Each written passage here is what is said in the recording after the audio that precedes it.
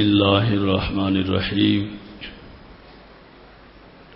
رب اشرح لی صدری ویسر لی امری واحلل عقدۃ من لسانی یفقهوا قولی الحمد للہ الذی خلق الارض والسماء وامر عباده المؤمنین بالتضرع والدعاء ووعد لهم عليها بالإجابة والعطاء والصلاة والسلام على حبيبه خاتم الأنبياء وعلى آله وأصحابه إلى يوم الجزاء أما بعد فأعوذ بالله السميع العليم من الشيطان الرجيم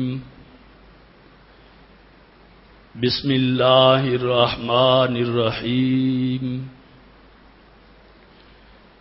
وقال ربكم ادعوني أستجب لكم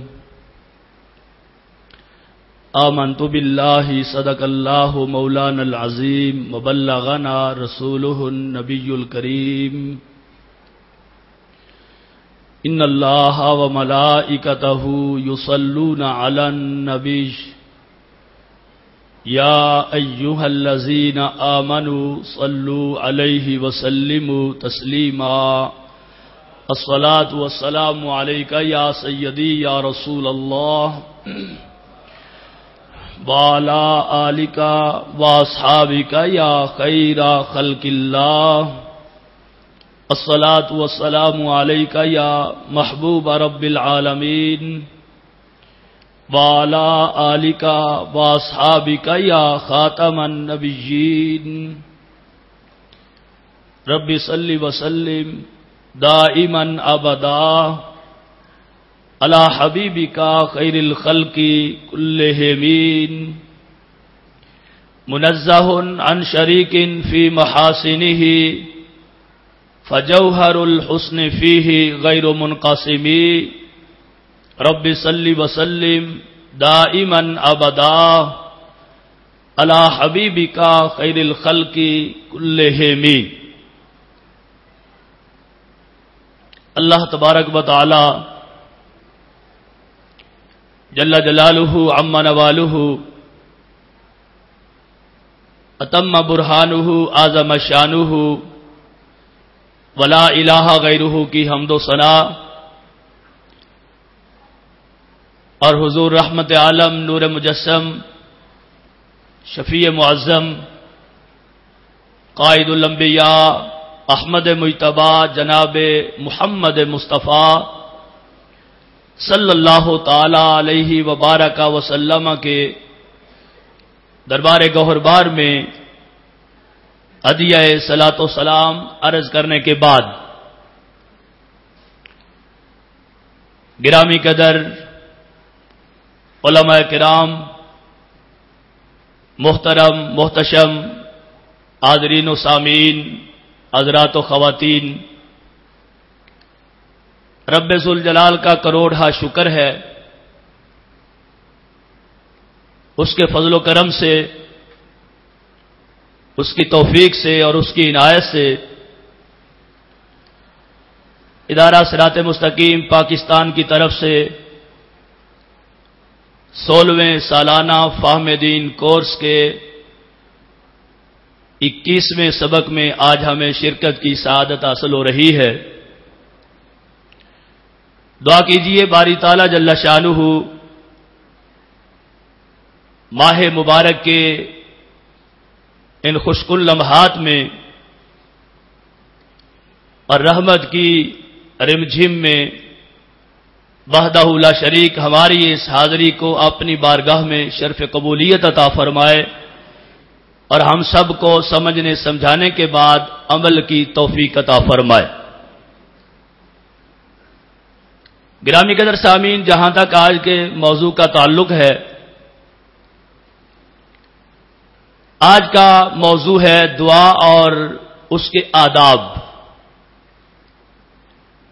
یعنی پروردگار سے بندے نے مانگنا ہو تو مانگنے کا سلیقہ کیا ہونا چاہیے، کس طرح سے مانگیں تو اللہ دعا قبول فرماتا ہے، اور اللہ سے مانگنے کے آداب خود اللہ کے حبیب علیہ السلام نے اپنی امت کو کس طرح سکھائے ہیں۔ آپ جانتے ہیں یہ بڑی برکات والا مہینہ ہے اور بڑی رحمتوں کی سوغات والا مہینہ ہے، اور اللہ سے مانگ لینے کا مہینہ ہے۔ اس لحاظ سے آج کا موضوع بہت بڑی اہمیت کا حامل ہے۔ ہم قرآن و سنت کی روشنی میں کوشش کریں گے کہ آپ کے سامنے اس بات کو لایا جائے، اصل اللہ وحدہ لا شریک کی بارگاہ سے مانگنے کا طریقہ کیا ہے، اور رب ذوالجلال جل شانہ اپنے بندوں کو کس طرح سے نوازتا ہے۔ گرامی قدر سامعین، جو آیا کریمہ میں نے تلاوت کی ہے، اس کے اندر رب ذوالجلال جل شانہ نے ارشاد فرمایا ہے، وقال ربکم ادعونی استجب لکم، اور فرمایا تمہارے رب نے مجھ کو پکارو میں تمہاری دعا کو قبول فرماؤں گا۔ احباب، اللہ رحمان ہے، رحیم ہے، ستار ہے، غفار ہے۔ اس نے کتنی بڑی رحمت فرمائی ہے کہ اس نے اپنی طرف سے اپنی بارگاہ سے مانگنے کی نہ صرف اجازت فرمائی ہے بلکہ نوازنے کا وعدہ بھی فرما دیا ہے۔ یعنی اگر دیکھا جائے تو یہ انداز اتنی محبت بھرا ہے۔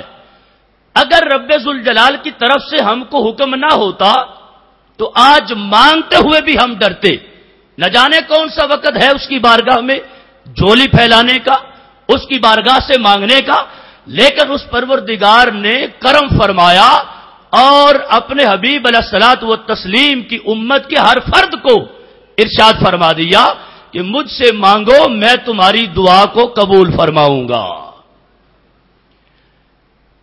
یہ اتنا بڑا اعزاز اس امت کا خاصہ ہے، کیونکہ رسالت مآب صلی اللہ تعالی علیہ وسلم نے خود ارشاد فرمایا ہے۔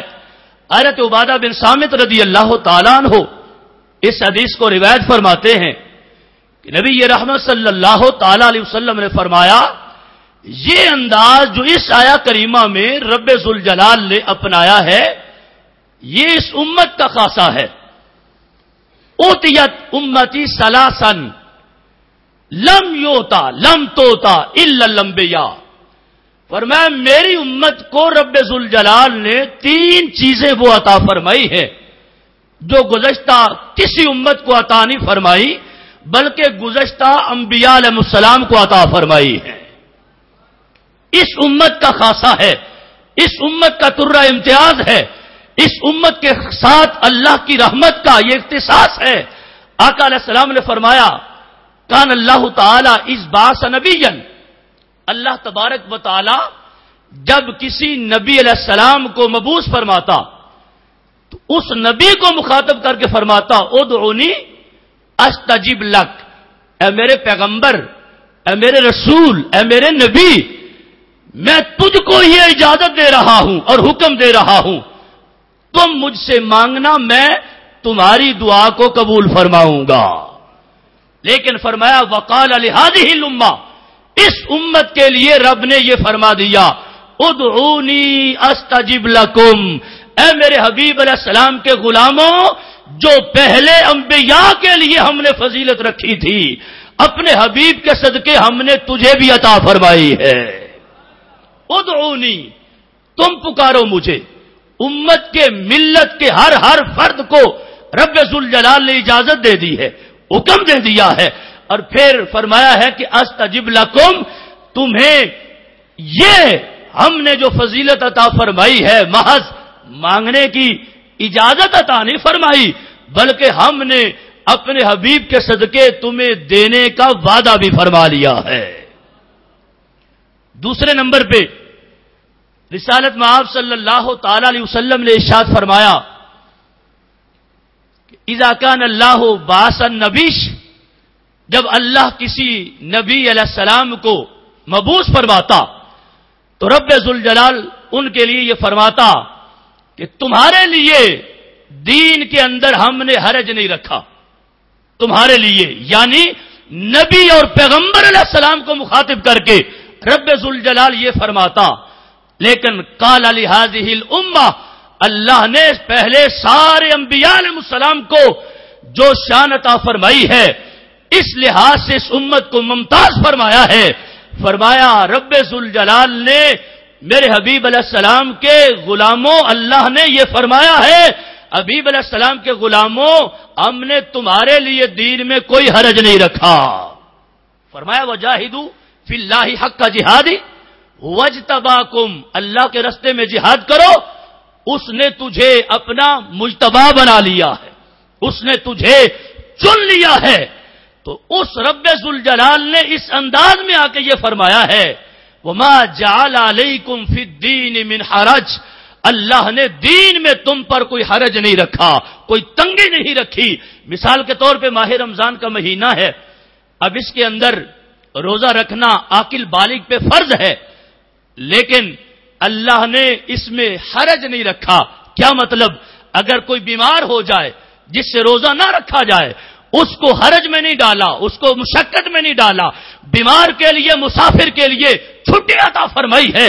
یوں ہی اگر کوئی بندہ بیمار ہو جاتا ہے، پانی استعمال نہیں کر سکتا، فرمایا نماز اس نے پڑھنی ہے، ہم نے اس کو مشقت میں نہیں ڈالا، ہم نے اس سے حرج کو اٹھایا ہے، وہ پانی استعمال نہیں کر سکتا تو وہ پاک مٹی سے تیمم کر لے، اس کے لیے وہی طہارت بن جائے گی۔ ایسے ہی رسالت مآب صلی اللہ تعالی علیہ وسلم نے ارشاد فرمایا اذا کان اللہ بعث نبیا، جب اللہ نے کسی نبی علیہ السلام کو، کسی پیغمبر علیہ السلام کو مبعوث فرمایا ہے تو جعلہ شہیدا علی قومہ، اللہ نے اس پیغمبر کو اپنی قوم پہ گواہ بنایا ہے۔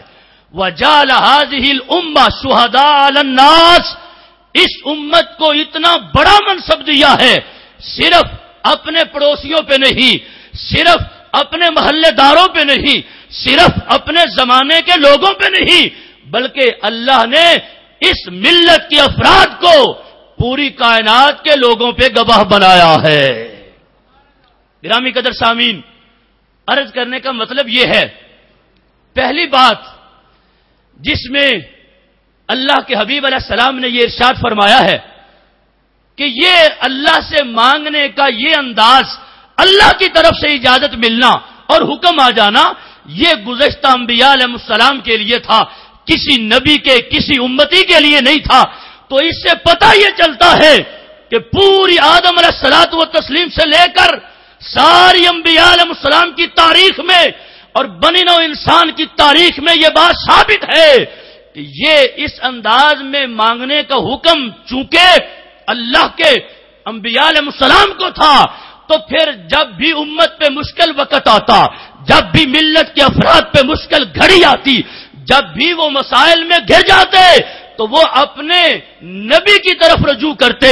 مشکل گھڑی میں اپنے نبی سے رجوع کر لینا اور مشکل وقت میں اپنے نبی علیہ السلام کو پکار لینا، یہ کوئی آج کا بنایا ہوا مسئلہ نہیں ہے، بلکہ پوری ملت جب سے دنیا بنی ہے یہ دستور اس وقت کا موجود ہے۔ اس لیے بڑے بڑے علماء نے اس مقام پہ لکھا کہ جب ان کے اندر ایسی کوئی پریشانی لاحق ہو جاتی تو وہ سارے اکٹھے ہو کے اپنے نبی کی بارگاہ میں حاضر ہوتے اور اپنے نبی علیہ السلام سے ریکویسٹ کرتے، ان سے درخواست کرتے، ان سے التجا کرتے کہ جناب والا فلاں مشکل میں ہم گرے ہیں اور اللہ نے تمہارے لیے یہ مقام اور مرتبہ عطا فرمایا ہے کہ تم مانگو تو رب ضرور عطا فرماتا ہے، لہذا اپنی اس ملت پہ، اپنی اس قوم پہ، اپنی اس امت پہ مہربانی فرمائیے اور ہمارے مشکل کو رب سے حل کروا دیجئے۔ گرامی قدر سامعین، آج جو اہل سنت و جماعت کا عقیدہ ہے، دیکھیے اس کی تاریخ کتنی پرانی ہے، ہر نبی کے دور میں یہ مسئلہ راج رہا ہے، ہر نبی علیہ السلام کے دور میں یہ دستور بدستور چلتا رہا ہے تو آج جب آقا علیہ السلام کا دور آیا تو فرمایا پہلے انبیاء علیہ السلام کے لیے یہ خاص کوٹا تھا، اے میرے محبوب علیہ السلام کے پیارے غلاموں، ہمارے محبوب علیہ السلام کی شان یہ ہے، ان کا مقام تو ان کا مقام ہے، ان کے صدقے ہم نے یہ شان تمہیں بھی عطا فرما دی ہے۔ اب آپ اندازہ فرمائیں، جس نبی رحمت کے توسل سے ایک ملت کے فرد کا یہ مقام ہو گیا ہے کہ رب ذوالجلال نے کوئی شرط نہیں لگائی، کوئی قید نہیں لگائی، فرمایا جب چاہو جتنا چاہو جو چاہو مانگو، تمہارے رب کی طرف سے کھلی چھٹی ہے، اللہ تمہاری دعا قبول بھی فرمائے گا۔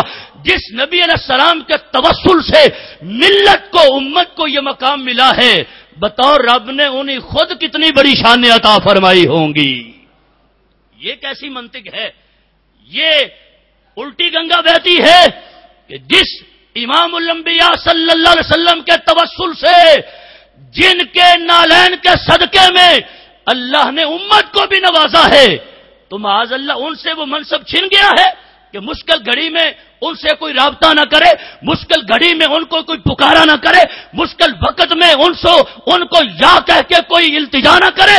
بھئی یہ وہ مسئلہ ہے جس کی تاریخ اتنی پرانی ہے، جب سے انسان دنیا میں آیا ہے یہ دستور رب نے قائم فرمایا ہے۔ اب آب جی وقار، اب دیکھیے اللہ تبارک و تعالیٰ کی کتنی بڑی رحمت۔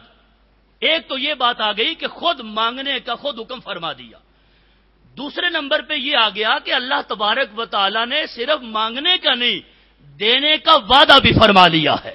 اور تیسرے نمبر پہ یہ ہے، رسالت مآب صلی اللہ تعالی علیہ وسلم ارشاد فرماتے ہیں من لم یسأل اللہ یغضب علیہ، فرمایا جو بندہ رب سے نہیں مانگتا اللہ تو اس پہ غضبناک ہوتا ہے۔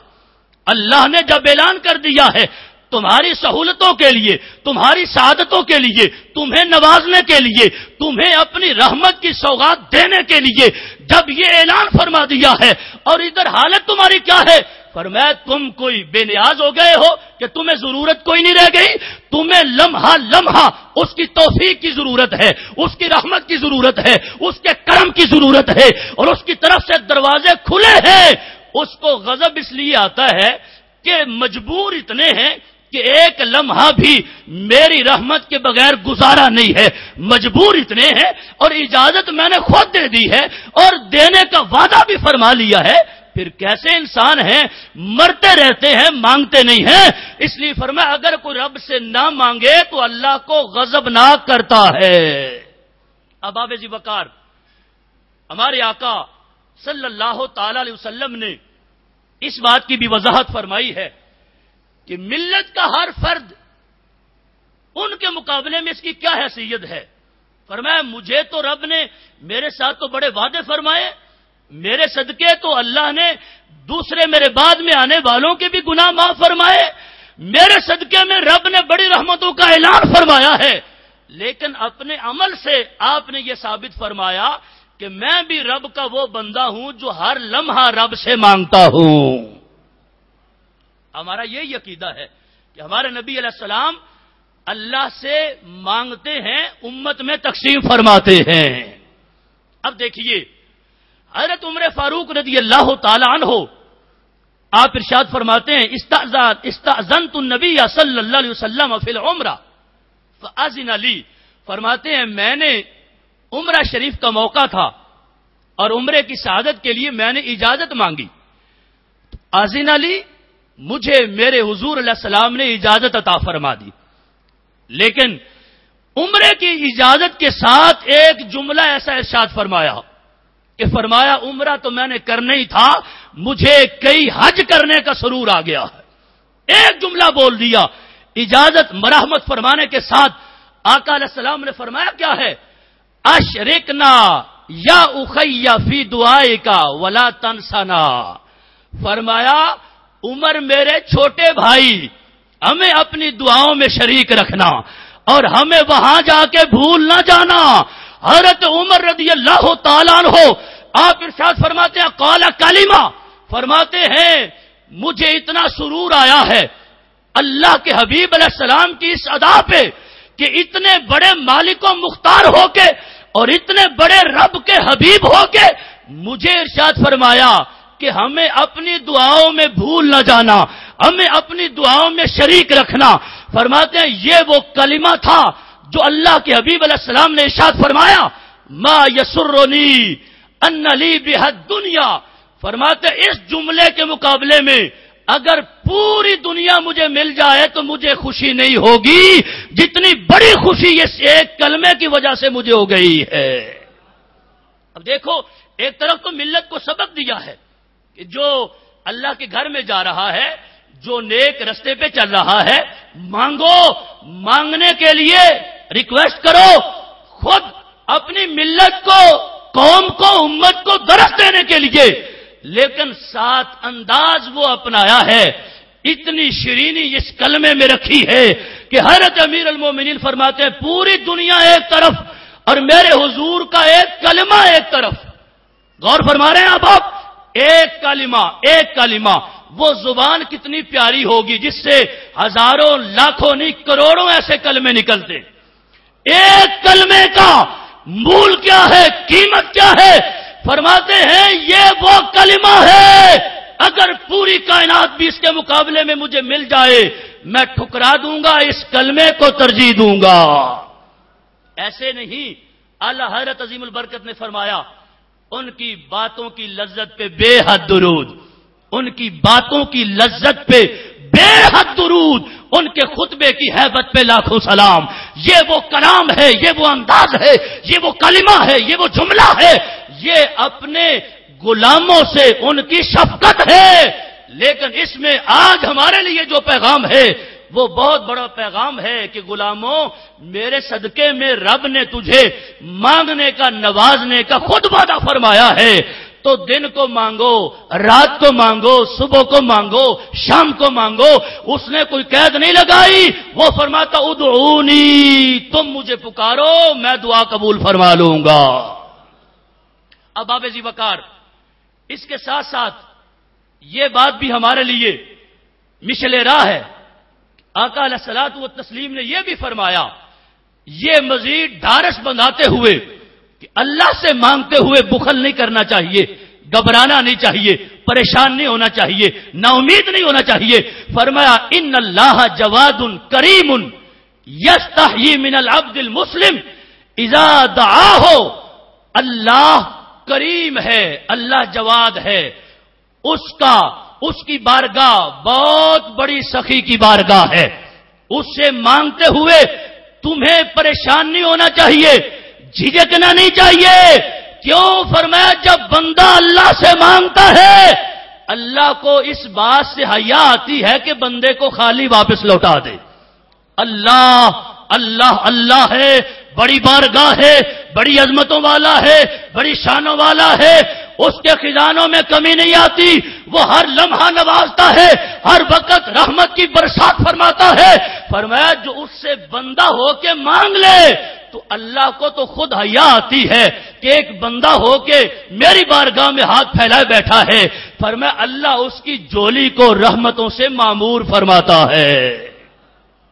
گرامی قدر سامعین، لہذا رب ذوالجلال کی بارگاہ میں ہر وقت التجا کرنی چاہیے، دعا مانگنی چاہیے، اور پروردگار جل شانہ سے اپنے لیے، اپنے بھائیوں کے لیے جس وقت بھی آپ مانگے اور جو بھی جائز اور حلال مانگے، یقیناً اس کا وعدہ ہے۔ آقا علیہ السلام نے فرمایا اللہ ہر مانگنے والے مسلم کی دعا کو قبول فرماتا ہے۔ اب باب ذی وقار، ذہن میں یہ خیال آتا ہے کہ ہم نے تو بارہا دعا مانگی ہے فلاں موقع پہ، فلاں کام کے لیے، فلاں مشن کے لیے، فلاں پروگرام کے لیے، فلاں کاروبار کے لیے، تو ہماری وہ تمنا تو پوری نہیں ہوئی۔ یہ کیا فلسفہ ہے کہ اللہ خود فرما رہا ہے جب مجھے تم پکارتے ہو، مجھے پکارو، مجھ سے مانگو، دعا کرو، میں قبول فرماتا ہوں۔ رب ذوالجلال جل شانہ کا وعدہ سچا ہے، وعدہ حق ہے۔ اس لیے رسالت مآب صلی اللہ تعالی علیہ وسلم نے ارشاد فرمایا کوئی بھی مسلمان جب اللہ سے دعا کرتا ہے جب تک اس میں گناہ نہ ہو، قطعیت رحمی نہ ہو، فرمایا اللہ اس بندے کی دعا کو ضرور قبول فرماتا ہے۔ آگے قبولیت کے لحاظ سے 3 پہلو آقا علیہ السلام نے بیان فرمائے ہیں۔ پہلے نمبر پہ فرمایا رب ذوالجلال جب دعا کو قبول فرماتا ہے فَيُعَجِّلَ لَهُ دَعْوَتَهُ، جب بندے نے دعا مانگی ہے اللہ نے فوراً دعا قبول فرما کے بندے نے جو مانگا ہے رب نے وہ عطا فرما دیا ہے۔ یہ قبولیت کا ایک انداز ہے۔ اور دوسرے نمبر پہ فرمایا بندے نے دعا مانگی ہے، بندے کو پتہ نہیں چلا اللہ نے اس بندے کو جو اس نے مانگا وہ عطا نہیں فرمایا، بلکہ ید داخرو، اللہ اس دعا کو ذخیرہ فرما دیتا ہے، اللہ اس دعا کو سنبھال دیتا ہے، وہ دعا تمہاری جنت میں سٹور ہے۔ اس لیے فرمایا یہ تذبذب میں نہ پڑو کہ ہم تو مانگ مانگ کے تھک گئے ہیں، ہماری تو رب سنتا نہیں ہے، قبول تو فرماتا نہیں ہے، ہم نے بارہا دعا مانگی ہے۔ فرمایا تجھے کیا خبر ہے، اس نے دعا کو قبول فرمایا ہے، دعا کو سنبھال کے جنت میں رکھا ہے۔ فرمایا جو تم مانگتے ہو اللہ جانتا ہے وہ تمہارے لیے بہتر ہے یا تمہارے لیے بہتر نہیں ہے، کبھی عطا فرماتا ہے کبھی سنبھال دیتا ہے۔ فرمایا معاشر کا دن ہوگا اللہ اپنے بندے کی ساری دعاؤں کا اجر اسے عطا فرمائے گا۔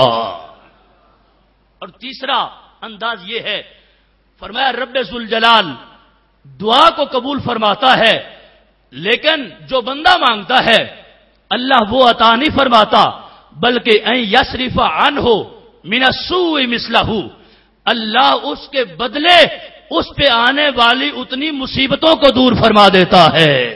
اب بندہ اس کا اتنا دماغ نہیں ہے، اس کا اتنا ذہن نہیں ہے، یہ تو اپنے لحاظ سے سوچ رہا ایک مسئلہ سامنے ہے، اس کو یہ خبر نہیں کہ اس سے بڑا مسئلہ تو کل میرے سامنے آنے والا ہے، اس کو یہ خبر نہیں اس سے بڑا معاملہ تو دوسری سائیڈ میں خراب ہو رہا ہے۔ تو فرمایا اس کی یہ بھی رحمت ہے، دینے کا وعدہ فرما کے اللہ یہ بھی دیکھتا ہے کہ میرے بندے کو ضرورت زیادہ کس بات کی ہے، اس لیے باقاعدہ تجربہ بھی پیش فرما دیا۔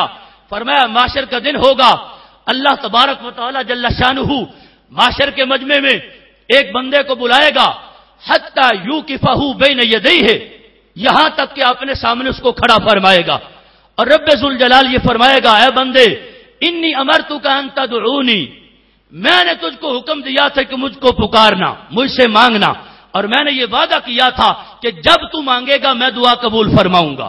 تو بندہ عرض کرے گا باری تعالیٰ بالکل ایسی بات ہے۔ رب ذوالجلال فرمائے گا بتا پھر تو نے مجھ کو پکارا دنیا میں رہ کے؟ بندہ عرض کرے گا باری تعالیٰ بالکل میں نے پکارا۔ اللہ تبارک و تعالیٰ فرمائے گا بندے جتنی مرتبہ تو نے مجھے پکارا ہے میں نے ہر بار تیری دعا کو قبول فرمایا ہے۔ وہ کیسے؟ رب ذوالجلال فرمائے گا دعوتنی یوم قضا و قضا لغم نزل علی کا، فرمایا یاد کر فلاں جگہ پہ فلاں موقع پہ تجھ کو غموں نے گھیرا ہوا تھا اور تو ہاتھ اٹھا کے مجھے پکار رہا تھا، جب تو مجھے پکار رہا تھا اور تو چاہتا یہ تھا ان افرج غمہ کا، میں تیرے غموں کو دور کر دوں، فرمایا اجل تو دعا کا، میں نے تیری دعا کو جلدی قبول کر لیا اور میں نے فوراً تیرے غموں کو دور فرمایا تھا۔ بندہ اس بات کا اقرار کرے گا باری تعالیٰ بالکل مجھے یاد آ گیا ہے فلاں موقع پہ میں نے جب ہاتھ اٹھائے تھے ایسے عالم میں میں بڑا گھبرایا ہوا تھا، تو نے میری دعا کو قبول فرمایا تھا۔ رب ذوالجلال پھر فرمائے گا پھر یاد کر ایک بار پھر تو نے مجھ کو پکارا تھا اور تو نے ایسے ہی غموں میں الجھے ہوئے اور مرجھائے ہوئے اور غموں میں نڈھال پڑے ہوئے مجھ کو پکارا تھا، لیکن جب تو نے مجھ کو پکارا تھا لا ترا فرجا، اب تو نے کوئی خوشحالی نہیں دیکھی، تجھے پتہ نہیں چلا کہ دعا قبول ہوئی کہ نہ ہوئی۔ فرمایا بندے میرا وعدہ سچا ہے، میں نے دعا قبول فرمائی ہے، دیکھ تیری یہ جنت میں کتنے باغ سجے ہیں، دیکھ یہ باغوں کی کلیاں جو چٹک رہی ہے یہ تیرے لیے جنتیں نہریں جاری ہیں، یہ تیرے لیے حور و غلمان سجے ہیں، یہ جو تم نے دعائیں مانگ مانگ کے مجھ کو پکارا تھا میں نے تیری دعاؤں کو سنبھالا تھا، آج ساری دعاؤں کا اجر تجھے عطا فرماتا ہوں۔ اس لیے آقا علیہ السلام نے فرمایا دعا مسلسل مانگو اور مانگتے رہو، اللہ تبارک و تعالی یقیناً دعا کو قبول فرماتا ہے۔ اب آپ دعا کے آداب کا جہاں تک تعلق ہے، یہ آپ یوں سمجھیں کہ اتنا لمبا یہ پروسیجر ہے اور اتنا وسیع ٹاپک ہے کہ کچھ چیزیں وہ ہیں جو دعا مانگنے والے کے لیے ضروری ہیں، کچھ چیزیں وہ ہیں جو اس کے احوال سے متعلق ہیں کہ کون سے حال میں بندہ ہو تو دعا زیادہ قبول ہوتی ہے، کچھ چیزیں وہ ہیں کہ بندہ مانگ کیا رہا ہے، جو چیز مانگ رہا ہے اس سے متعلق بہت سی شرائط ہیں، اور کچھ شرائط اور آداب وہ ہیں جو خود دعا سے متعلق ہیں۔ میں مختصر وقت میں آپ کے سامنے ایک آئینہ رکھ کے اپنے موضوع کو سمیٹنے کی کوشش کروں گا اور اللہ تبارک و تعالی جل شانہ کی بارگاہ میں دعا کریں گے رب ذوالجلال ہم سب کو صحیح معنوں میں جو مانگنے کے آداب ہیں وہ ہم کو مرحمت فرما دے۔ گرامی قدر سامعین، دعا مانگنے سے پہلے ہمارے آقا مولا جناب محمد الرسول اللہ صلی اللہ تعالی علیہ وسلم نے ارشاد فرمایا ادعوا اللہ وانتم موقنون، فرمایا دعا مانگنے سے پہلے دل میں پکا یقین کر لو کہ جو میں دعا مانگنے لگا ہوں میرا رب ضرور قبول فرمائے گا، تردد کا شکار نہ ہو اور یہ لفظ نہ بولو کہ باری تعالیٰ اللہم ان شئت ارزقنی، اللہ تو چاہے تو رزق دے دے، تو چاہے تو رحمت فرما دے، تو چاہے تو معاف فرما دے۔ فرمایا جزم کے ساتھ، خلوص کے ساتھ، بغیر تردد کے اور بڑے انہماک سے، پورے خلوص نیت سے پکا عقیدہ کر کے جب میرے رب کی بارگاہ میں ہاتھ اٹھاؤ گے اللہ خالی واپس نہیں لوٹائے گا۔ اس لیے پہلے نمبر پہ دعا مانگنے سے پہلے عقیدہ پختہ کر لینا چاہیے، یقین کامل ہونا چاہیے، اور جب عقیدہ پختہ ہو جائے تو پھر اس کے بعد اگلا مرحلہ ہے دعا مانگنے کا، ہاتھ اٹھانے کا۔ ہاتھ اٹھانے کا بھی سلیقہ آقا علیہ السلام نے خود ہمیں مرحمت فرمایا ہے۔ آپ دیکھتے ہیں دعا مانگتے ہوئے کوئی آدمی ایسے ہاتھ اٹھا لیتا ہے، کوئی ایسے اٹھا لیتا ہے، کوئی ایسے اٹھا لیتا ہے، ایسے ہی جب دعا ختم ہوتی ہے تو کوئی ایسے کر دیتا ہے۔ یہ انداز شریعت کے اندر ہاتھ اٹھانے کے آداب بھی رسول اللہ نے ہمیں سکھائے ہیں۔ فرمایا جب کوئی بندہ دعا مانگنا چاہے تو اس کے لیے یہ ضروری ہے کہ وہ رسالت مآب صلی اللہ علیہ وسلم کی سنت کو سامنے رکھے کہ آپ نے جب دعا مانگی ہے تو اس وقت آپ نے وہ ید اللہ والے ہاتھوں کو کیسے اٹھایا ہے، جب بھی ان کو اٹھایا ہے اللہ نے خالی واپس کبھی نہیں لوٹایا، اور ہمیں فرمایا بھی یہ ہے کہ ہر کام میں تمہارے لیے طریقہ وہی ہے جو طریقہ تم کو میرے حبیب نے عطا فرمایا ہے۔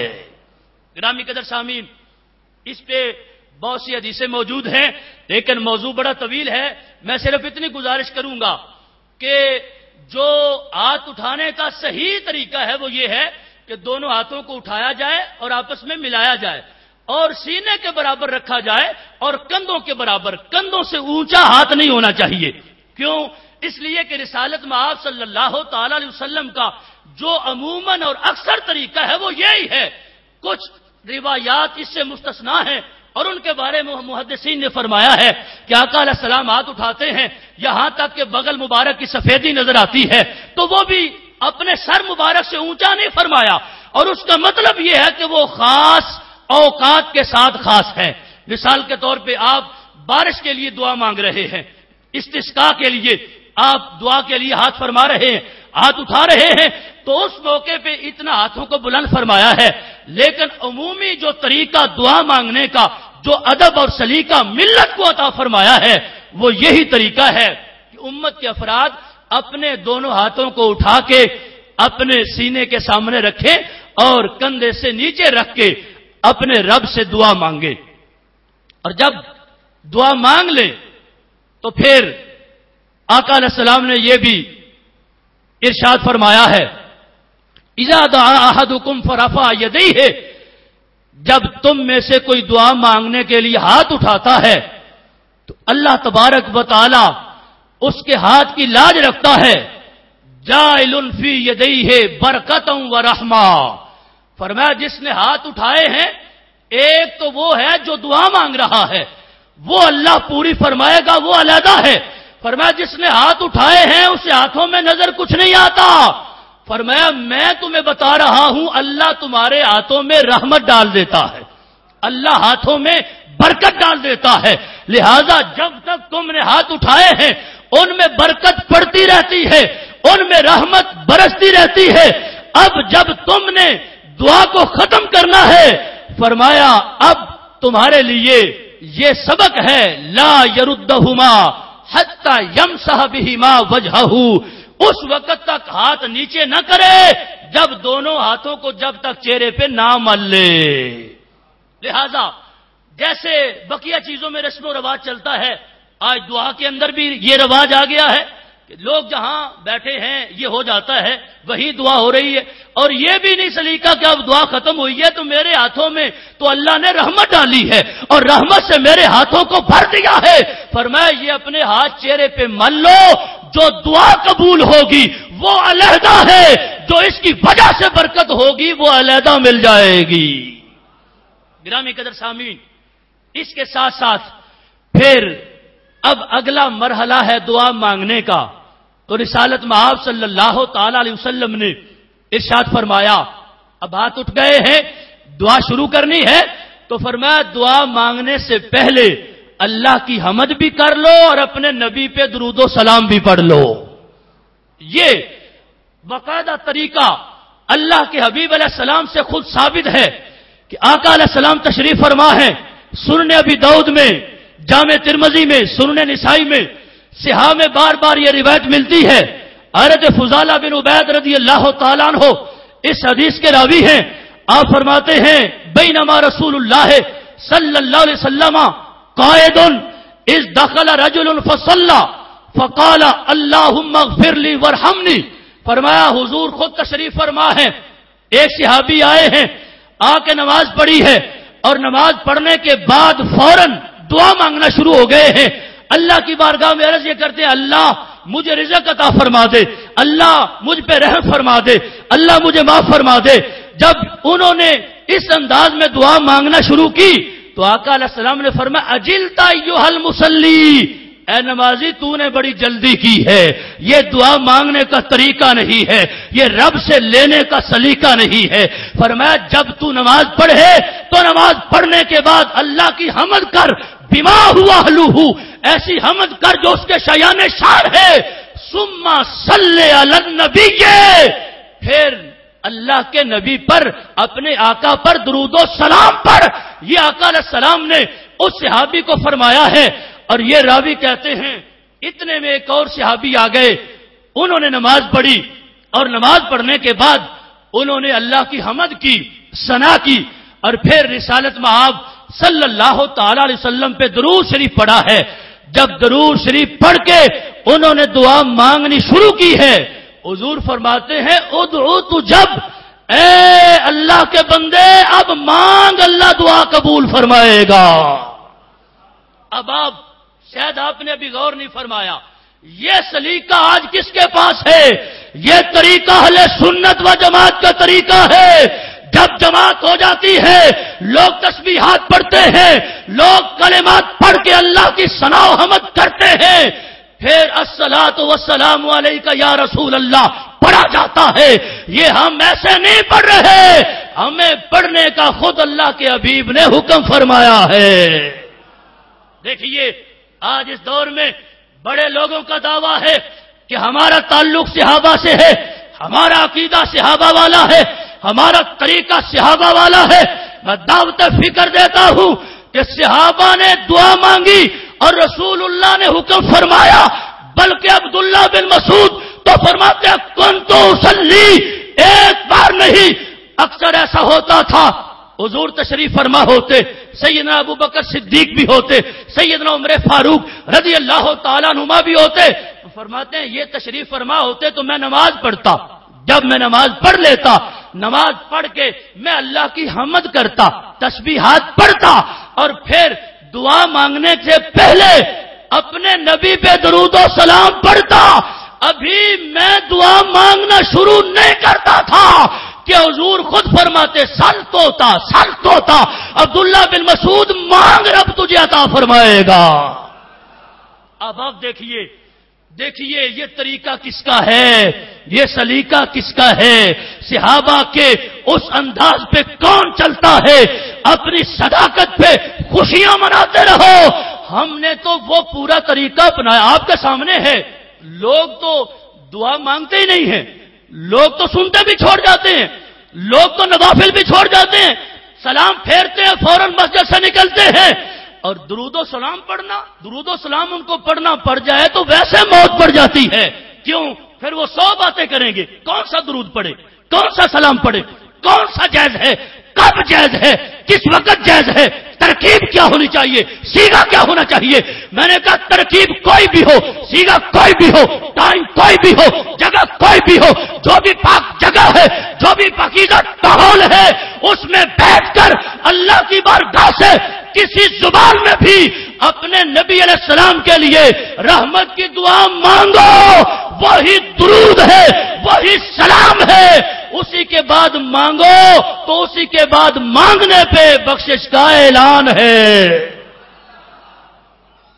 اباب ذی وقار، لہذا یہ نہایت ہی اچھا طریقہ ہے اور نہایت ہی اعلیٰ طریقہ ہے. اس لیے سیدنا عمر فاروق رضی اللہ تعالی عنہ آپ نے ارشاد فرمایا تھا ان الدعاء موقوف بین السماء والارض. فرمایا میرا جملہ یاد رکھو، یہ بعد والوں کو سناتے رہنا اور درود و سلام کے پرچم لہراتے رہنا.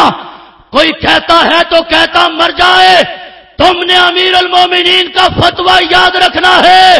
فرمایا دعا اس وقت تک اوپر چڑھتی نہیں ہے جب تک ملت صلاۃ و سلام پڑھتی نہیں ہے. وہ دعا کیسی ہے، وہ کلمہ کیسا ہے، وہ مانگنے کا سلیقہ کیسا ہے، اس کو رب دیتا کیوں ہے. یہی وجہ ہے.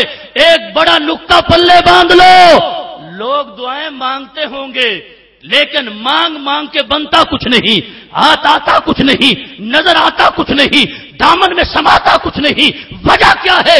مانگتے رہتے ہیں. ایسے مانگنے پہ رب دیتا کیسے؟ ایسے مانگنے پہ دیتا کیسے ہے؟ صلاۃ و سلام کو وسیلہ نہ بنائیں گے تو یہاں تک ہمارے ملت اسلامیہ کے علماء کا اس بات پہ اتفاق ہے. وہ کہتے ہیں صرف پہلے نہیں، درود شریف پہلے بھی پڑھو، دعا مانگ کے درود شریف دوبارہ پڑھو، تاکہ دعا کے اول آخر جب درود ہو جائے گا اللہ دونوں درودوں کو قبول فرمائے گا. اس کی یہ شان نہیں ہے کہ اول آخر قبول فرما دے، درمیان والے کو رد فرما دے. گرامی قدر سامعین، لہذا یہ بات ملحوظ رہنی چاہیے. رسالت مآب صلی اللہ تعالی علیہ وسلم نے یہ بھی ہمیں درس دیا کہ جب دعا مانگنی ہو تو خلوص سے مانگو. اگرچہ بظاہر تمہیں پتہ نہ چلے کہ دعا قبول ہوئی یا نہ ہے، قبول نہیں ہوئی. فرمایا تمہیں پتہ نہیں ہے لیکن یہ نہ سمجھنا کہ ہمیں بھی پتہ نہیں ہے. غور کرو احباب. فرمایا تمہیں پتہ نہ چلے تو ہمیں جو پتہ ہے اور ہمیں پتہ ہے تو ہم بتا رہے ہیں.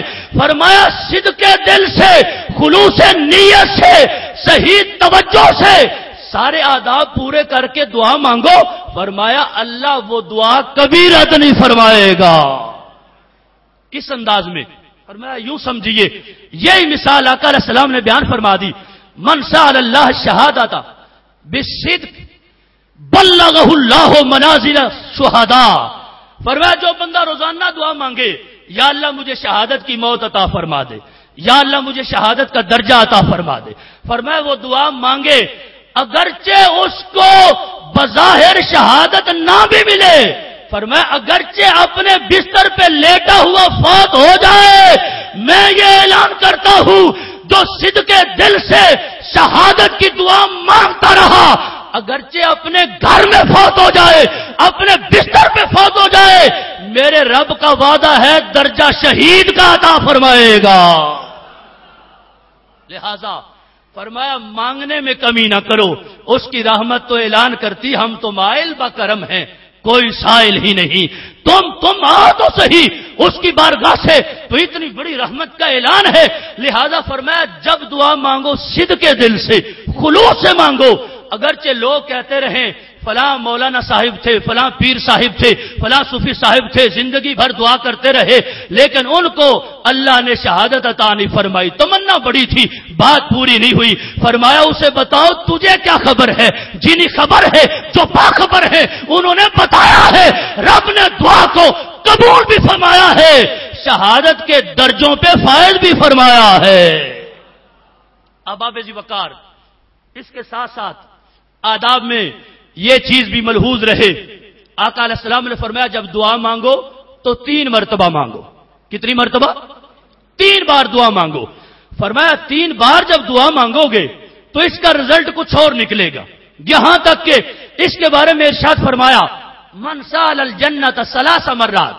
فرمایا جو بندہ اللہ سے جنت مانگے اور ایک ہی وقت میں 3 مرتبہ مانگے, خلوص سے, آداب سارے ملحوظ ہوں, تو فرمایا دعا مانگے اور 3 مرتبہ مانگے, یہاں تک کہ جب تیسری مرتبہ سوال کرے گا نا کہ اللہ جنت دے دے, فرمایا ادھر بندہ جنت مانگ رہا ہے, ادھر جنت بندہ مانگ رہی ہے.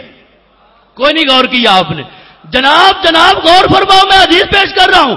فرمایا ادھر بندے نے ہاتھ اٹھائے ہیں, یہ فرش زمین پہ بیٹھ کے جنت مانگتا ہے. ایک بار مانگی, دوسری بار مانگی, تیسری بار مانگی. فرمایا جب تیسری مرتبہ اس نے ادھر سے سوال کیا ہے, جنت خود بول پڑی ہے اللہم ادخلہ الجنہ. میرے مولا تیرے حبیب کا غلام ہے, یہ مانگ رہا ہے, اس کو جنت میں داخل فرما دے. کیا سلیقہ ہے مانگنے کا, کیا طریقہ ہے مانگنے کا. یہی وجہ ہے مانگنے سے لوگ کہتے ہیں ملتا کچھ نہیں, تو مانگنے کا سلیقہ نہیں ہوتا. زندگی بھر مانگتے مانگتے مر جاتے ہیں, ہاتھ کچھ نہیں آتا, تو کیسے ہاتھ آئے گا جب تک سلیقہ نہیں آئے گا. ایسے فرمایا جس نے 3 مرتبہ جہنم سے پناہ مانگی, 3 مرتبہ, فرمایا تیسری بار جب اس نے پناہ مانگی ہے, ادھر یہ زمین پہ جہنم سے بچنے کے لیے سوال کرتا ہے, ادھر جہنم اللہ کی بارگاہ میں سوال کرتا ہے. نعرہ دوزخ کہتی ہے باری تعالیٰ اللہم اجرہ من النار. اللہ جہنم میں جلنے کے لیے اور کافی, جہنم میں جلنے کے لیے اور کافی ہے. یہ واسطہ کس کا دیتا ہے, یہ وسیلہ کس کا دیتا ہے, یہ صدقہ کس کا مانگتا ہے؟ باری تعالیٰ اس کا مانگنا اپنی جگہ پہ, وہ جہنم سے چھٹکارا چاہتا ہے. میں خود اس کی سفارشی ہوں, اللہ میری بھی مان لے, اس کو جہنم سے بری فرما دے. گرامی قدر سامعین, اس لیے آقا علیہ السلام نے فرمایا جو 3 مرتبہ اللہ کی بارگاہ میں سوال فرماتا ہے, رب ذوالجلال اس کے سوال کو رد نہیں فرماتا, بلکہ اللہ اس کی دعا کو قبول فرماتا ہے. گرامی قدر سامعین, اس کے ساتھ ساتھ ہمارے علماء نے یہ بھی لکھا ہے کہ گناہگار بندہ ہو تو اس وجہ سے وہ مایوس نہ ہو, اتنا گناہگار ہوں اب کیسے مانگوں, کیسے مانگوں, اتنا بڑا گناہگار ہو کے. ارے تو سفیان بن عیینہ فرماتے ہیں لوگوں میرا ایک جملہ یاد رکھو, گناہ سے باز آؤ, گناہ سے توبہ کرو.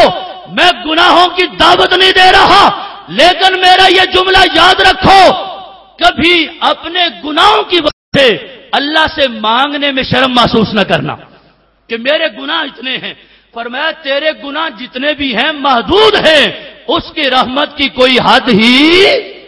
فرمایا اس پہ دلیل یہ ہے کہ تم تو کلمہ گو ہو, تم تو اس کے محبوب کے غلام ہو, گناہ ہو گئے ہیں, گناہ سے بچنا چاہیے, فوراً توبہ چاہیے. لیکن فرمایا تمہیں یاد نہیں ہے رب کی رحمت تو یہ ہے اس کی بارگاہ میں شیطان نے دعا کی ہے, اللہ نے اس کی بھی پوری فرما دی ہے. قرآن میں موجود نہیں ہے انذرنی الی یوم یبعثون. شیطان نے اللہ کی بارگاہ میں دعا مانگی, باری تعالیٰ اب تو نے مجھے نکال تو دیا ہے تو میری ایک بات پوری فرما دے, جب تک دنیا قائم ہے مجھے موت نہ آئے. جب تک انسان قائم ہے تو اس لیے اس کو چھٹی مل گئی, اللہ نے چھٹی دے دی. اب نفخہ اولا نہیں ہوگا, پہلا سور نہیں پھونکا جائے گا اس وقت تک شیطان زندہ ہے. یہ رب نے اس کی بھی دعا پوری کر دی ہے. تو جس نے شیطان مردود کی دعا سن لی ہے وہ اپنے بندے محبوب کی کیسے رد فرمائے گا؟ اس لیے فرمایا گناہ جو ہیں ان کی وجہ سے گڑ گڑانا ضرور چاہیے، معافی ضرور چاہیے، اور آنسو ضرور بہانے چاہیے، اور سچی توبہ کرنی چاہیے، اصرار نہیں کرنا چاہیے اور استمرار نہیں ہونا چاہیے. لیکن اگر سچے دل سے اللہ کی بارگاہ میں صدا لگاؤ گے اپنے حبیب کا صدقہ جولیاں بھر کے واپس آؤ گے. گرامی قدر سامعین، یوں ہی یہ بات بھی ملحوظ رہنی چاہیے. ہمارے آقا مولا جناب محمد الرسول اللہ صلی اللہ تعالی علیہ وسلم نے یہ بھی ارشاد فرمایا ہے. فرمایا جو بندہ یہ چاہتا ہے من سرہ ان یستجیب لہ عند الشدائد، فرمایا جو یہ چاہتا ہے کہ جب میں غموں میں گر جاؤں، مشکلات میں گر جاؤں، مجھ پہ مصائب کے پہاڑ ٹوٹ جائیں اور ایسی حالت میں میں فوراً ہاتھ اٹھاؤں اللہ قبول فرما لے. فرمایا جو بندہ یہ چاہتا ہے کہ جب مشکل گھڑی ہو تو اللہ میری سن لے، فرمایا اس کو خوشحالی میں بھی ہر وقت رب کو پکارنا چاہیے، ہر وقت پکارنا چاہیے. یہ نہیں ہونا چاہیے کہ خوشحالی ہو تو رب کو بھول جائے، خوشحالی ہو تو اس کی بارگاہ سے اس کا چہرہ جو ہے وہ اعراض کر جائے. فرمایا جس کو یہ پسند ہے کہ مشکلات میں اللہ میری مدد فرمائے اس کے لیے یہ ضروری ہے خوشحالی کے وقت میں ہر وقت اپنے رب کو پکارتا رہے. جب یہ پکارتا رہے گا اللہ اس کی بگڑی کو سنوارتا رہے گا. گرامی قدر سامعین، اس کے ساتھ ساتھ دعا کے آداب میں سے ائمہ نے یہ بھی کچھ ارکان دعا کے بیان فرمائے، کچھ شرائط بیان فرمائی، کچھ اسباب بیان فرمائے ہیں. یہ حضرت امام ابن عطا نے ارشاد فرمایا، تفسیر قرطبی کے اندر یہ روایت موجود ہے. آپ نے فرمایا ان للدعاء ارکانا واجنحۃ واسبابا واوقاتا. فرمایا بھائیوں دعا کرنی چاہو تو دعا کے کچھ رکن ہیں اور دعا کے کچھ پر ہیں اور دعا کے کچھ اوقات ہیں اور دعا قبول ہونے کے کچھ اسباب ہیں. جب بندہ ارکان کو پورا کرے گا تو جب دعا کے ارکان پورے ہو جائیں گے قویہ دعا مضبوط ہو جائے گی. جب دعا اپنے پروں کے موافق ہو جائے گی تو دعا آسمان کی طرف پرواز شروع کر دے گی. اور جب دعا کو ایسے مقبولیت ٹائم ایسا ہو جو مقبولیت والا ہے فرمایا اس میں مانگو گے تو وہ دعا کامیاب ہو جائے گی. اور جو دعا کا سبب ہے اگر وہ سبب اپناؤ گے تو اللہ اس دعا کو قبول بھی فرمائے گا. اب پوچھا گیا جناب یہ بھی فرمائیے دعا کے ارکان کیا ہیں؟ آپ نے فرمایا ارکان یہ ہیں کہ دل کی توجہ ہو، دل میں انکساری ہو، دل میں عاجزی ہو، خشیت عزتی ہو، خوف الہی سے دل معمور ہو. تو یہ ساری چیزیں ایسی ہیں جو دعا کے ارکان ہیں. اس کے بعد فرمایا اب دعا کے لیے پر چاہیے تو فرمایا دعا کے لیے پر یہ ہیں اجنحۃ ہوا صدق، سچائی. انسان کو ہمیشہ سچ بولنا چاہیے، صداقت کا علمبردار رہنا چاہیے. جب بندہ صادق اور امین ہوگا فرمایا اس کے منہ سے جو دعا نکلے گی یوں سمجھو کہ وہ دعا پر بریدہ نہیں ہے، اس کے پر سلامت ہے، وہ فوراً پرواز کرتی ہوئی اللہ کی بارگاہ میں پہنچ جائے گی. اور پھر فرمایا دعا کے اوقات کیا ہیں؟ جیسے سحری کا ٹائم ہے، جیسے افطاری کا ٹائم ہے. بہت سے اوقات ایسے ہیں جیسے جمعے کے دن اللہ نے گھڑی رکھی ہے، جیسے عصر اور ظہر کے درمیان ایک ٹائم ہے. بہت سے اوقات ایسے ہیں. تو بہرحال فرمایا جب ٹائم کے موافق ہو جائے تو وہ دعا کامیاب ہوتی ہے. فرمایا دعا کے اسباب میں سے سب سے بڑا سبب یہ ہے کہ اللہ کا بندہ اللہ سے مانگنے سے پہلے اللہ کے حبیب پہ درود و سلام کا نذرانہ پیش کرے. گرامی قدر سامعین، یوں ہی امام قرطبی نے اس روایت کو بھی نقل فرمایا ہے کہ دعا کے لیے 4 شرائط ہیں. پہلی شرط کیا ہے؟ فرمایا حفظ القلب، دل کی حفاظت کرے. کیسے حفاظت کرے؟ فرمایا دل کی حفاظت کرے عند الوحدہ، جب تنہائی میں بیٹھا ہو. تو چونکہ اس وقت کوئی پاس ہے نہیں جس سے وہ غلط بات کرے، جس کی طرف وہ غلط توجہ کرے، تو اب اس کا دل ہے. تو فرمایا تنہائی میں بیٹھا ہوا دل پہ پہرا لگا دے، دل میں برا خیال نہ آئے. جس کی تنہائی اتنی پاکیزہ ہو جائے گی، سمجھو دعا مانگنے کی شرط اس نے ایک پوری کر دی ہے. اور دوسرے نمبر پہ فرمایا حفظ اللسان مع الخلق، مخلوق کے ساتھ اپنی زبان کو استعمال کرتے ہوئے زبان کی حفاظت کرے. کسی بندے کے لیے اس کی زبان سے تکلیف نہ پہنچے. جو بندہ ہے، مومن ہے، ایسے کسی بندے کو اس کی زبان سے تکلیف نہ ہو. فرمایا یہ دعا کی دوسری شرط پوری ہو جائے گی. اور تیسری نمبر پہ فرمایا حفظ العین عن النظر الی ما لا یحل، جہاں دیکھنا اس کے لیے حلال نہیں ہے وہاں سے دیکھنے سے اپنی آنکھ کو محفوظ رکھے، آنکھ کی حفاظت کرے. اور چوتھے نمبر پہ حفظ البطن من الحرام، فرمایا حرام چیزوں سے ہمیشہ اجتناب کرے. اب آپ جی وقار، اب آپ غور فرمائیں ذرا، رسالت میں آپ صلی اللہ تعالی علیہ وسلم کی اس امت کے لیے یہ ساری چیزیں، ساری شرائط اور سارے اسباب اگر دعا کے اندر پائے جائیں تو اللہ دعا قبول فرماتا ہے. لیکن اگر دل کی صفائی نہ ہو، دل کے اندر کھوٹ ہی کھوٹ ہو، بغض ہی بغض ہو، عداوت ہی عداوت ہو، تو پھر اس بندے کا دعا مانگنا کیا معنی رکھتا ہے. ایسے ہی دوسرے نمبر پہ یہ فرمایا تھا کہ زبان کی حفاظت ضروری ہے. میں آپ کے سامنے یہ بات رکھنا چاہتا ہوں.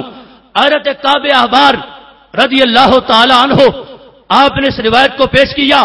فرماتے ہیں اصحاب الناس قحط شدید علی عہد موسیٰ علیہ السلام، حضرت موسیٰ علیہ السلام کا عہد زرعی ہے، تو آپ کے اس دور میں بہت سخت قحط سالی ہو گئی.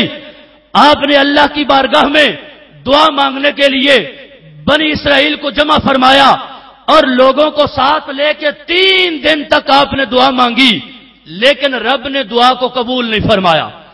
جب 3 دن تک دعا قبول نہیں ہوئی، اوحى اللہ عز وجل الی موسیٰ علیہ السلام، رب ذوالجلال نے موسیٰ علیہ السلام کی طرف وہی فرمائی، لا استجیب دعوک ولا من معک، فرمایا میں کلیم تمہاری دعا قبول نہیں کروں گا اور جو تمہارے ساتھ مانگنے والے ہیں ان کی دعا قبول نہیں کروں گا.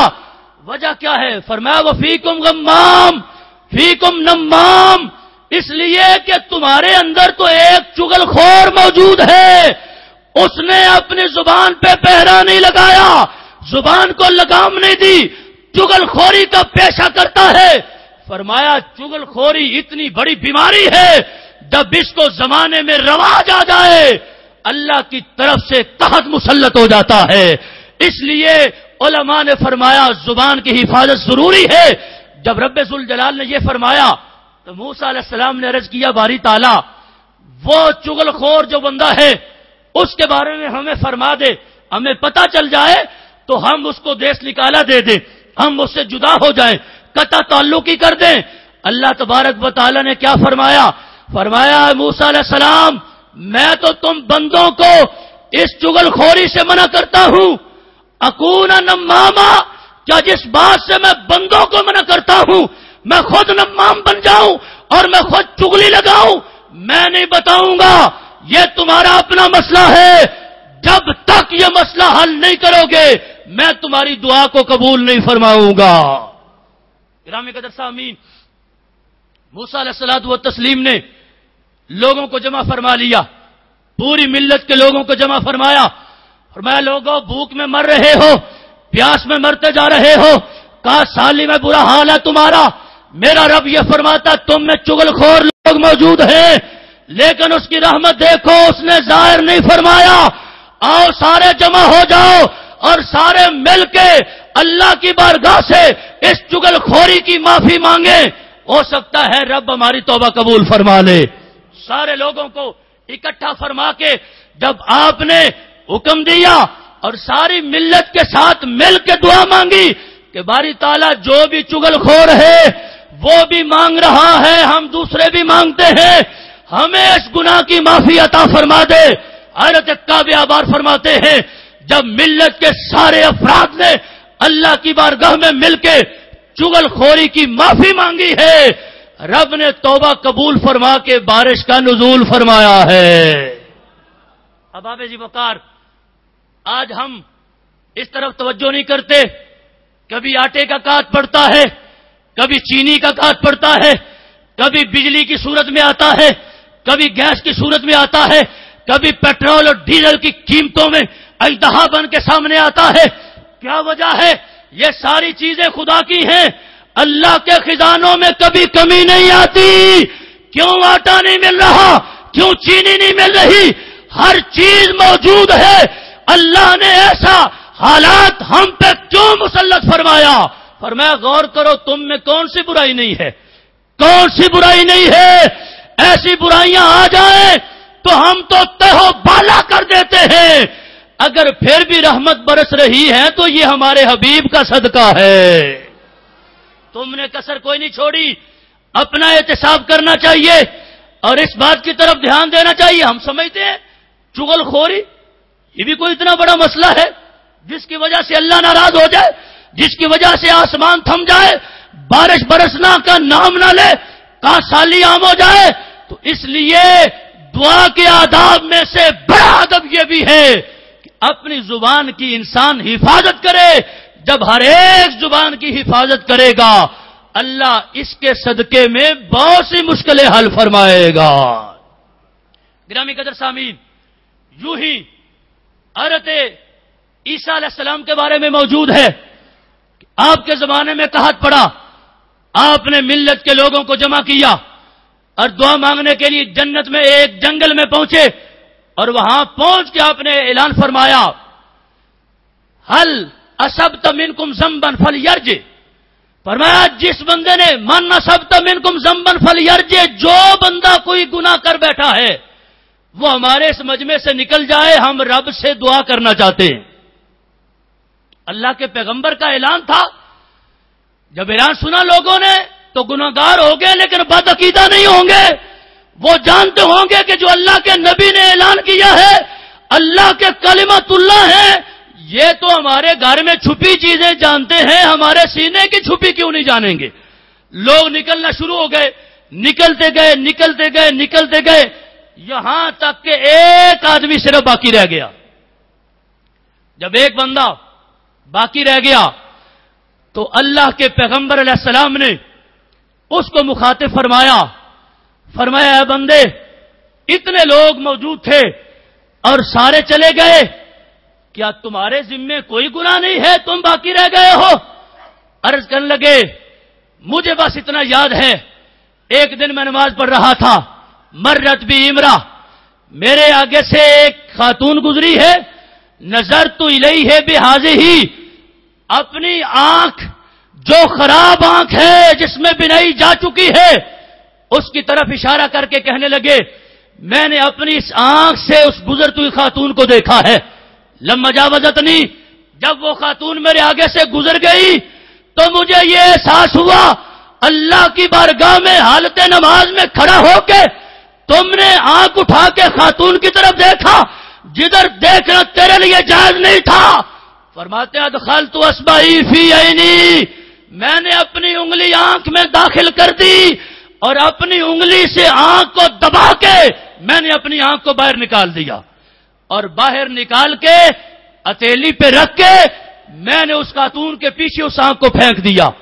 میں نے کہا تو آنکھ میری آنکھ نہیں ہے، تو نے بے وفائی کی ہے، تو نے بے حیائی کی ہے، تو جس کو تو دیکھتی ہے تو ادھر جا، جس کو میں دیکھتا ہوں میں اس کے پاس رہنا چاہتا ہوں، میں اس کی بارگاہ میں رہنا چاہتا ہوں، میرے جسم سے تیرا تعلق نہیں ہے۔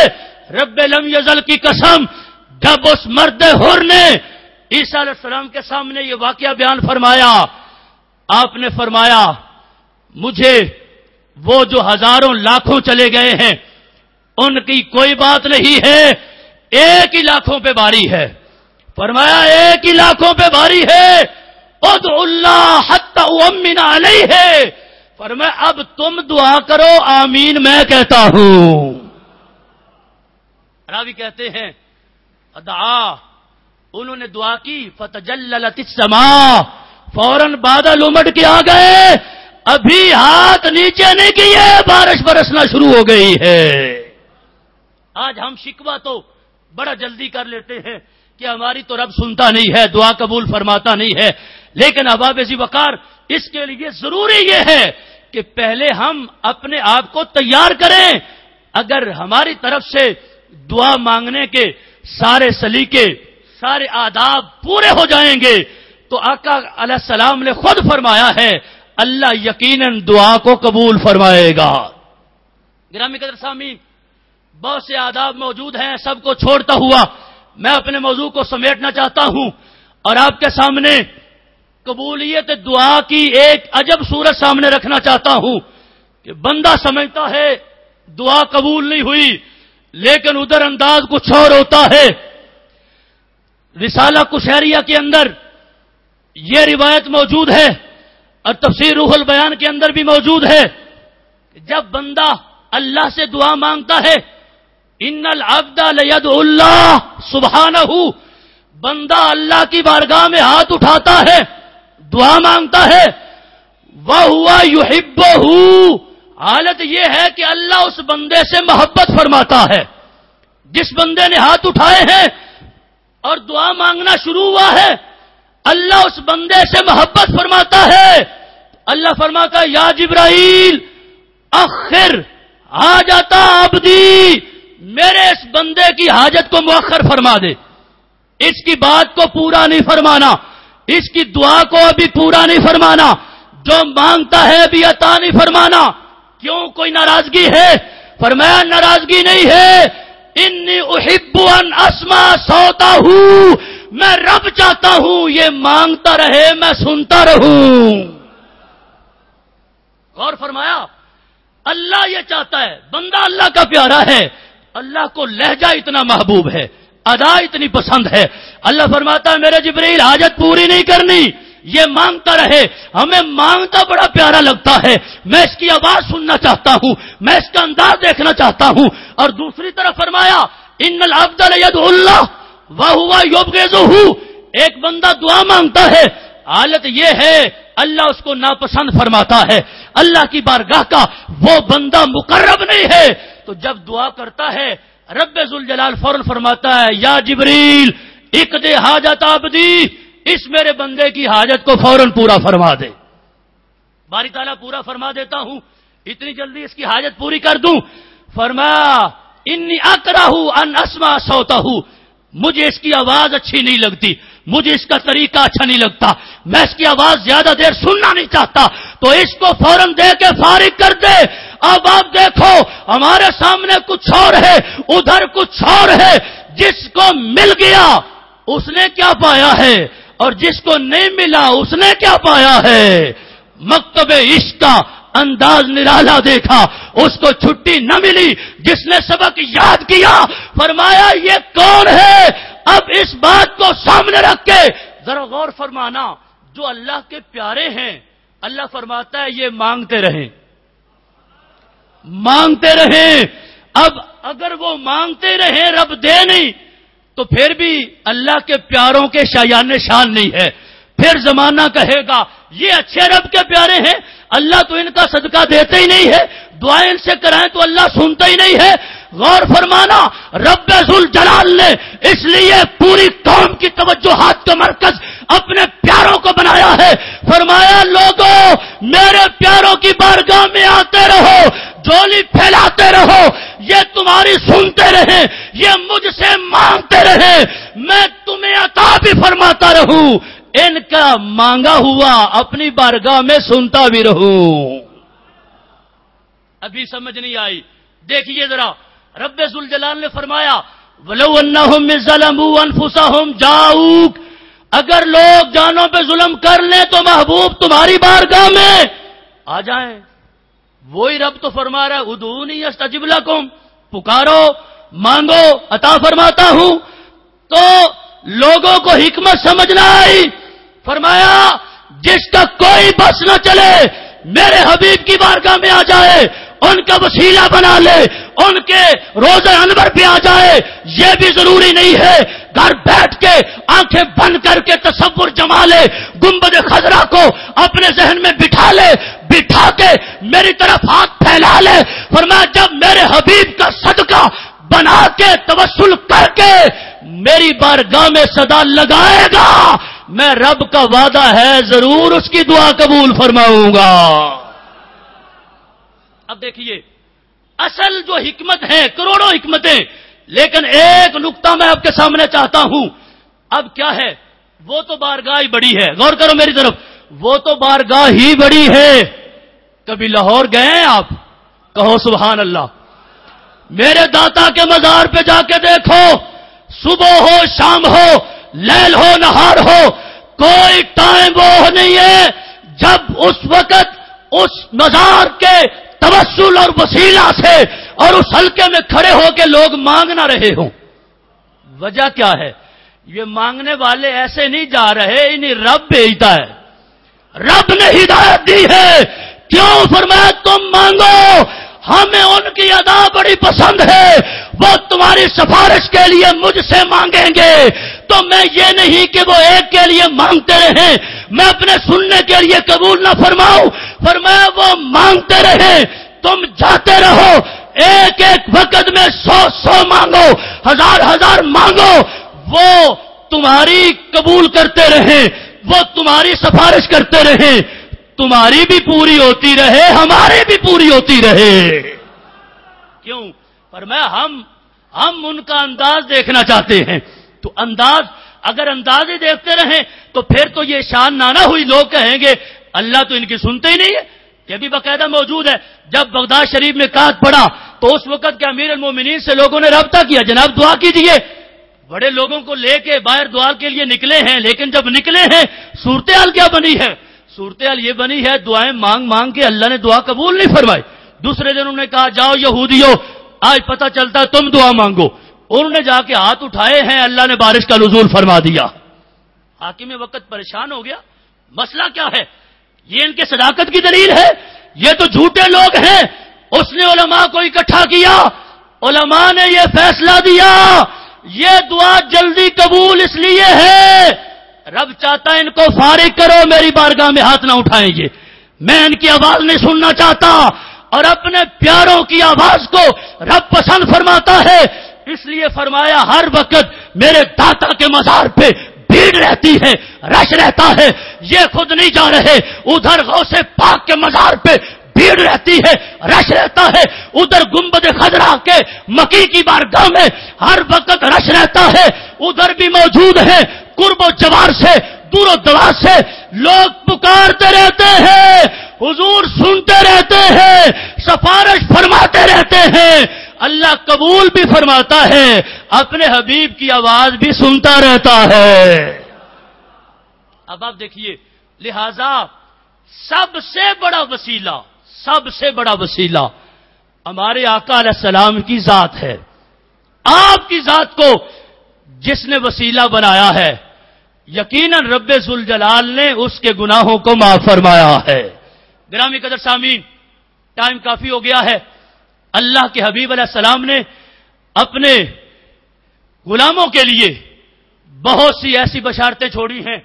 میں ایک حدیث آپ کے سامنے پیش کر کے بات کو ختم کرتا ہوں، اور وہ اس لیے کہ آپ ہیں گوجرانوالہ کے رہنے والے، اور آپ اکثر کا تعلق بازار اور دکانوں سے ہے، دکان پہ سارا دن بیٹھتے ہو، کسی کو 1000 ملتا ہے، کسی کو 10,000 ملتا ہے۔ آج میرے نبی علیہ السلام کا ایک جملہ یاد رکھ لو، جو ظاہر ملے گا وہ اپنی جگہ ہے، وہ بھی صدقہ انہی کا ملتا ہے، لیکن جب پورا دن گزارنا اس کے لیے بازار میں شرط نہیں ہے، ایک لمحہ بازار میں داخل ہو کے باہر نکل جاؤ گے، اللہ اجر و ثواب کی گٹھڑیاں عطا فرمائے گا۔ بتاؤں کون سا جملہ ہے؟ بولو کون سا جملہ ہے؟ قربان جائیے، اس لیے ایسے نہیں امیر المومنین قربان ہو رہے کہ ایک کلمہ میرے حضور کا پوری دنیا اس پہ نچھاور ہے، پوری دنیا اس کے سامنے ہیج ہے. فرمایا من دخل السوق، جو بندہ بازار میں داخل ہوا اور داخل ہوتے اس نے پڑھا لا الہ الا اللہ وحدہ لا شریک لہ لہ الملک ولہ الحمد یحیی و یمیت وہو حی لا یموت بیدہ الخیر وہو علی کل شیء قدیر. اور میں چوتھا کلمہ اس نے پڑھ لیا، اب قید بھی نہیں لگائی. یہ بھی رحمت ہے. یہ نہیں فرمایا کہ مدینے کے بازار میں ہو، نہیں فرمایا بے شک گجرانوالہ کے بازار میں ہو، کسی بازار میں داخل ہونے والا، چھوٹا بڑا، گورا کالا، امیر فقیر، فرمایا جو بھی ہو، جب یہ پڑھ لے گا کتب اللہ لہ الف حسنہ، یہ پڑھنے پر اللہ 10 لاکھ نیکیاں عطا فرمائے گا. شاید سمجھ نہیں آئی آپ کو. 10 لاکھ جملہ بولنا بڑا آسان ہے، نیکیاں کرنے میں بڑی دیر لگتی ہے. یہ گٹھڑیوں کے حساب سے رب دے رہا ہے، اس لیے کہ اپنے حبیب کا صدقہ دے رہا ہے. تو فرمایا یہ ایک بار چوتھا کلمہ پڑھا اس نے، اور یہ ایک بار اگر رمضان میں پڑھے تو پھر کیلکولیشن آگے خود کر لینا.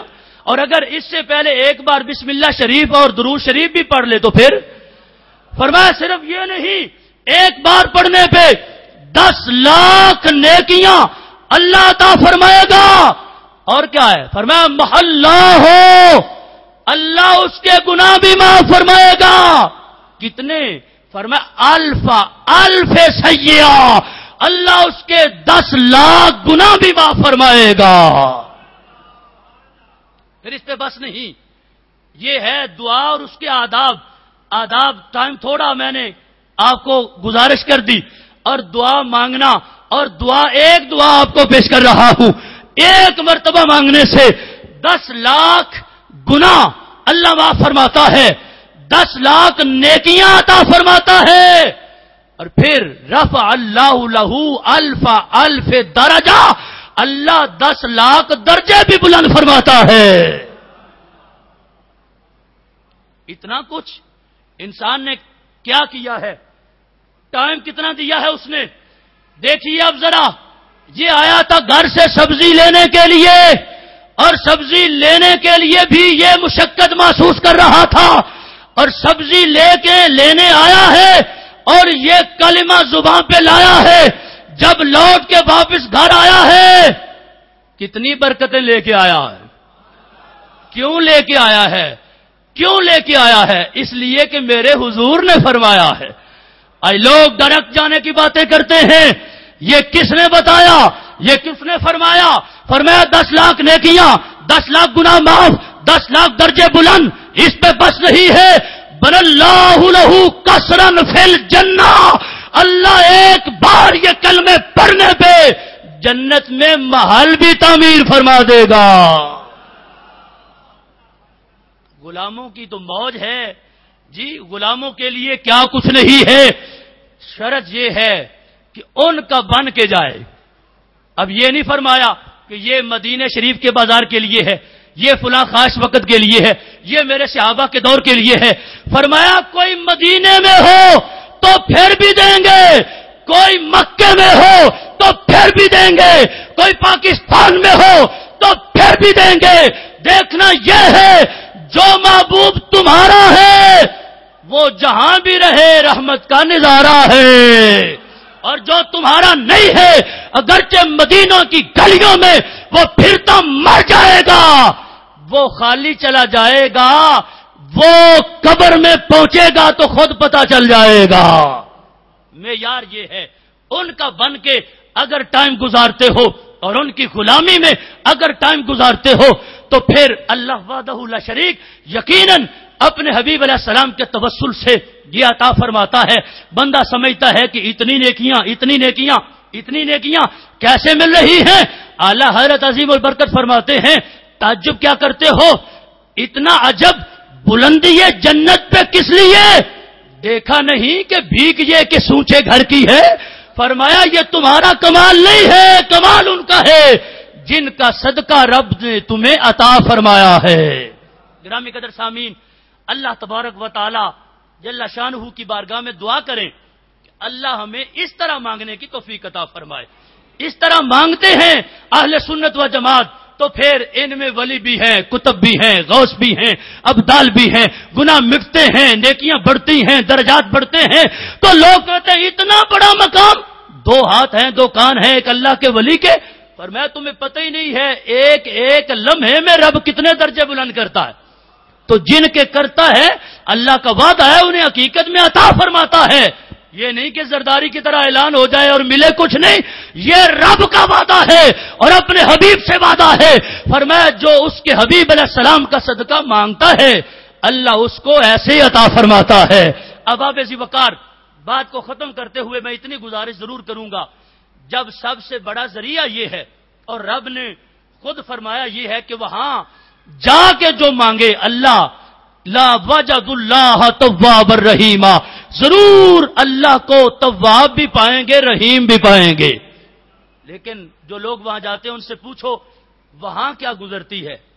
میں اپنی بات آپ کے سامنے پیش کر رہا ہوں۔ 2007 میں جو میں نے مشاہدہ کیا، کوئی بندہ جالیوں کے سامنے ہاتھ اٹھا کے کھڑا ہو جائے، مجال گئی اس کو وہاں کو کھڑا ہونے دے، کسی کی آنکھوں سے آنسو نکل آئے اس کو وہاں کھڑا ہونے دے، کوئی ادھر متوجہ ہو تو اس کو وہاں کھڑا ہونے دے۔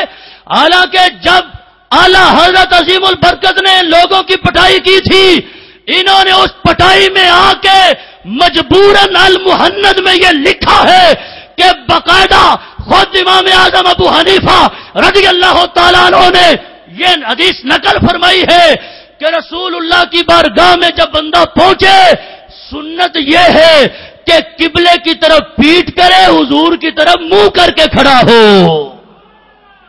آج بھی کتاب ان کی موجود ہے، ان کی کتاب میں یہ بات چھپی ہے، المہند کے اندر موجود ہے، ان سے یہ لکھوا لیا گیا ہے۔ لیکن حالات کیا ہیں، میں اشارہ کر کے بات کو ختم کرتا ہوں۔